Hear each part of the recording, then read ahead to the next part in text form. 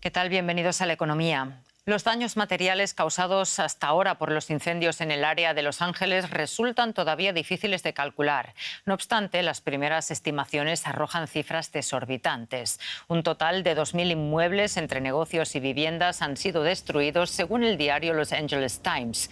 El área afectada se cuenta entre las más pobladas y caras de Estados Unidos. De media, el promedio de un inmueble supera los $2 millones. Datos de la agencia AccuWeather revelan que el cómputo de los daños materiales podría ascender a $57.000 millones. Las llamas que devoran los alrededores de Los Ángeles podrían convertirse en un gran problema también para las compañías de seguros. Según JP Morgan, $20.000 millones de los daños estarían cubiertos por seguros.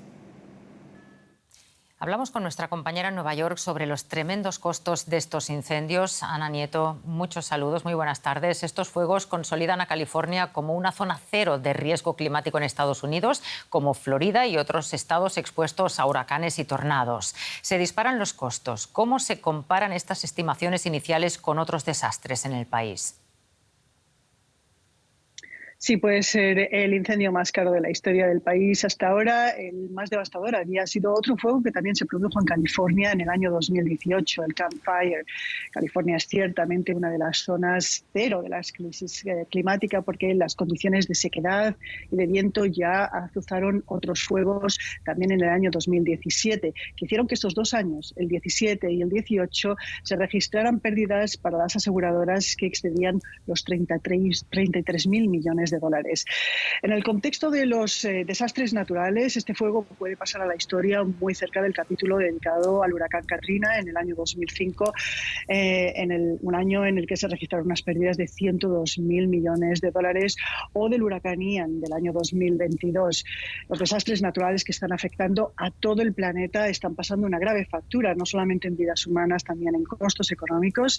La reaseguradora Munich Re ha hecho balance del año 2024 y ha puesto un número, 320.000 millones de dólares en pérdidas, de las cuales 140.000 están aseguradas. Es el tercer año más caro de la historia y, según Munich Re, lo peor está empezando.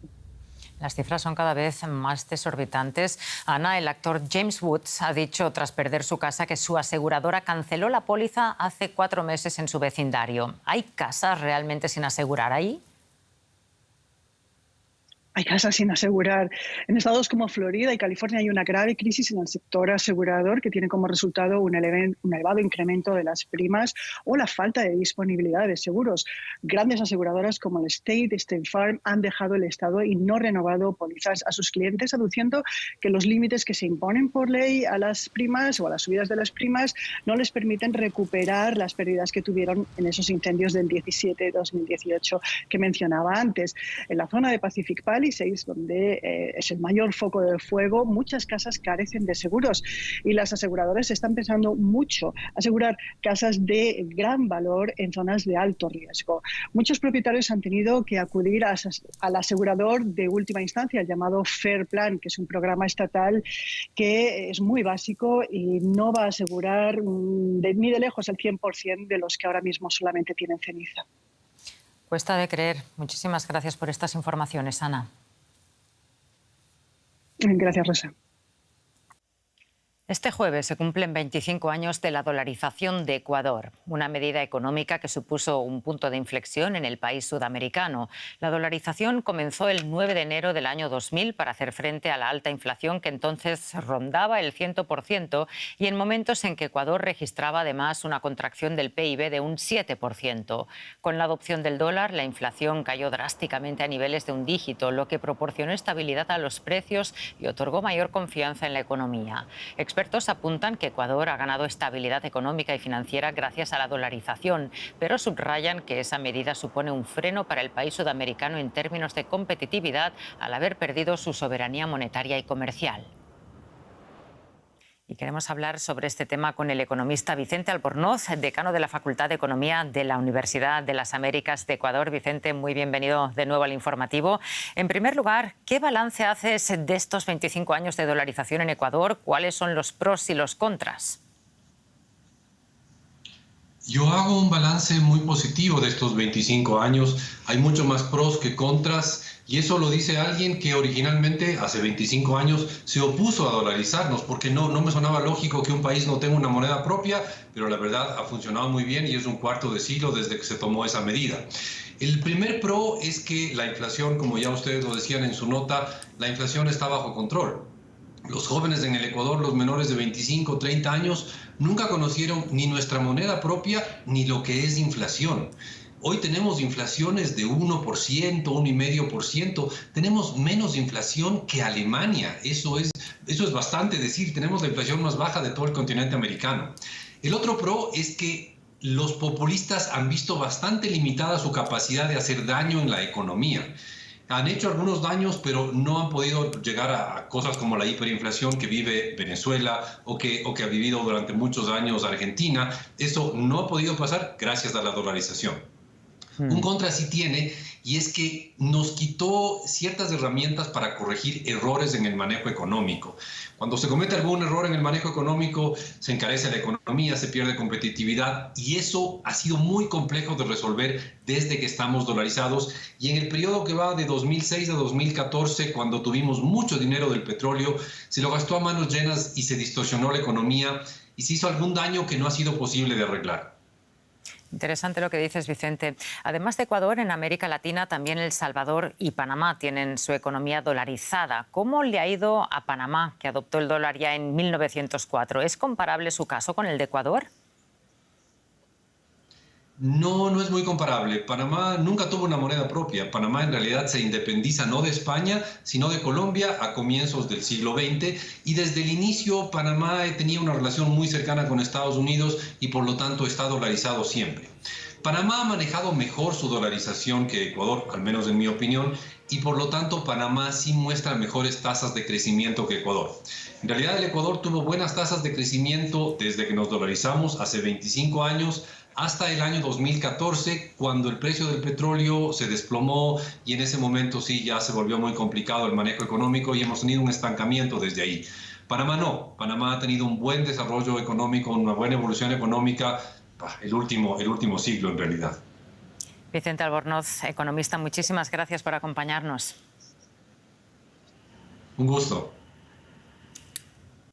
Vamos a otro asunto. Las ventas de la marca Volkswagen en China se desplomaron un 8% en 2024. Esto ha lastrado las ventas globales de la automotriz que conocíamos este jueves y que testifican la crisis que vive el mayor fabricante de autos europeo. Las ventas de la marca Volkswagen en todos sus mercados cayeron en total un 1,4% durante el año pasado. El fabricante está presionado por la competencia en China y los costes en Alemania. Precisamente hace unas semanas llegó a un acuerdo con los representantes de los trabajadores alemanes para recortar personal y capacidades de producción a cambio de no cerrar ninguna fábrica en el país. Caen pues las ventas de Volkswagen. Se confirma una vez más la crisis por la que atraviesan las marcas alemanas. José David Navarro, Bolsa de Frankfurt. ¿Qué podemos esperar para este año? ¿Existe la posibilidad de que el sector automovilístico pueda empezar a ver luz al final del túnel? Hola Rosa, ¿qué tal? Pues este 2025 parece que puede ser un año de transición. Muchos análisis apuntan a que es obvia que la policrisis, como se le llama, que atraviesa el sector automovilístico, y no podemos no reconocer que esos problemas seguramente, Rosa, en este 2025 van a seguir existiendo, pero algunos pronósticos apuntan a que las ventas podrían mejorar, sobre todo teniendo en cuenta, por ejemplo, la situación económica. Se espera que a partir del próximo año vaya poco a poco mejorando y que la inflación vaya cayendo. Eso haría que los tipos de interés sigan cayendo y daría más margen, más oxígeno para que las familias pudiesen hacer una compra tan importante como es la de un vehículo. Pero una vez dicho eso, tenemos que reconocer que la competencia, por ejemplo, la guerra de los precios en China, va a continuar.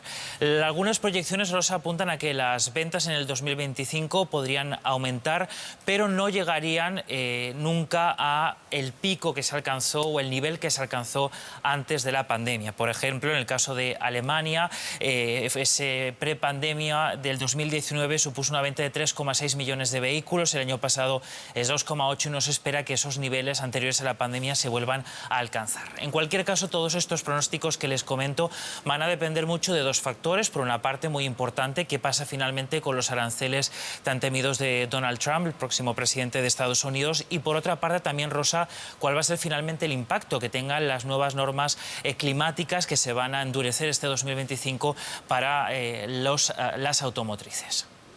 Muchísimas gracias, como siempre, José David, por el análisis. Un saludo. Y mientras, en China las ventas de vehículos híbridos y eléctricos crecieron un 40% en 2024. Los datos de la Federación China del Ramo confirman así el crecimiento observado en este sector subvencionado por el gobierno. Según el reporte, de enero a diciembre del año pasado, el volumen de ventas alcanzó casi 11 millones de unidades propulsadas por energías alternativas. El fabricante BYD es el líder del mercado chino, con más de 4 millones de vehículos vendidos en 2024. Los gigantes extranjeros del sector intentan, por su parte, frenar la caída de ventas en el gigante asiático. El anuncio del director ejecutivo de Meta, Mark Zuckerberg, de que dejará de utilizar los verificadores de datos en el futuro también causó indignación en Brasil. El juez del Supremo Tribunal Federal, Alexandre de Moraes, subrayó que redes sociales como Facebook o Instagram deben cumplir con las leyes en Brasil. De lo contrario, no podrán operar en el país. En un video publicado este lunes, Zuckerberg anunciaba el cambio de rumbo en las redes sociales de Meta. En el futuro, los verificadores de datos de la empresa ya no serán responsables de comprobar el contenido, sino que ahora serán los propios usuarios quienes lo hagan. La Unión Europea ya ha dejado claro que la empresa es responsable de cualquier contenido ilegal que se publique en sus redes. Y con esto llegamos al final del programa. Muchas gracias una vez más por seguirnos, por su atención y confianza, y hasta la próxima.